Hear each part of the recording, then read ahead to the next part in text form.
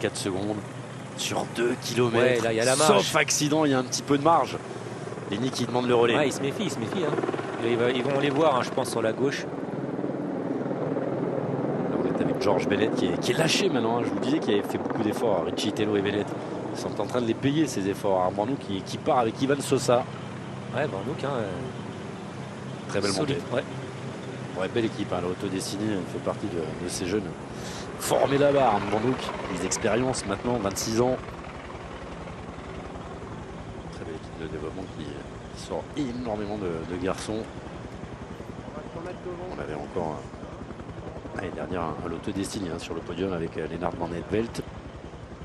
Il fait une année incroyable.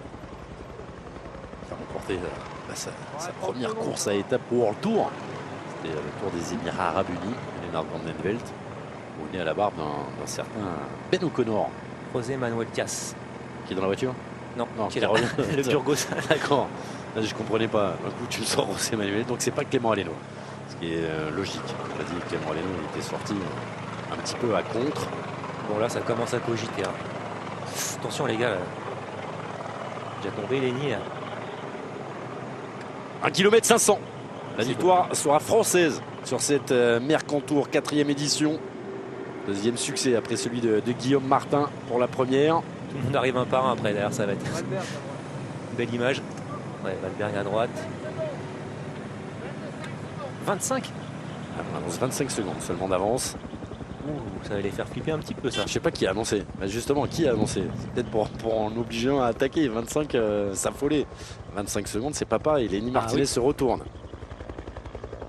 Après, normalement, il gagne. Sauf que s'il n'y a que 25 secondes, non, mais c'est bon. On ne peut pas trop regarder l'autre. On ne peut pas trop attendre.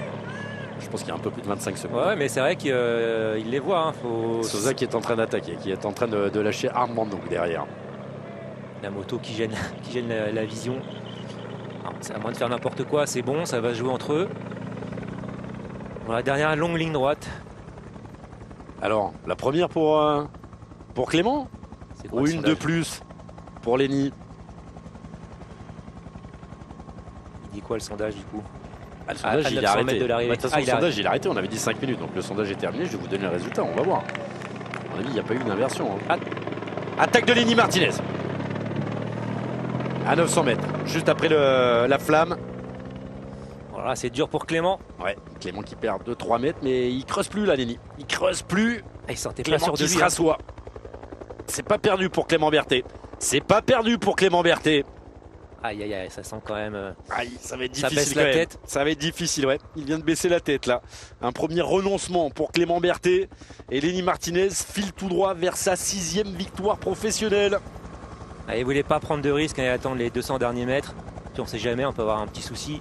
Il les enchaîne après un Tour de Romandie un petit peu décevant, 8e du général. On pensait qu'il pouvait peut-être aller chercher le top 5.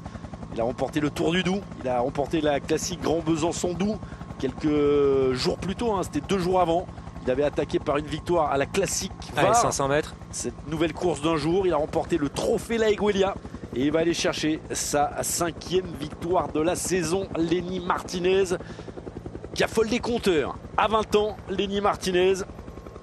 2e victoire également pour lui dans cette Coupe de France FDJ après la victoire sur le Tour du Doubs. Ah, c'est terminé, il ne reviendra pas. Attention même de ne pas se faire reprendre. Clément Berthet, je l'ai vu renoncer. Et Lenny qui en remet, il est en contrôle, il se retourne, il jauge, il voit Clément Berthet. Ça va le faire, ça va venir aussi récompenser le gros boulot collectif de la Groupama FDJ. Oui, ça c'est vrai. On les a vus rouler à chaque fois. C'est Ruben Thompson qui a fait le boulot dans un premier temps. Ensuite, il y a eu Quentin Paché. On a été surpris de voir Lenny attaquer alors qu'il restait à 18 km.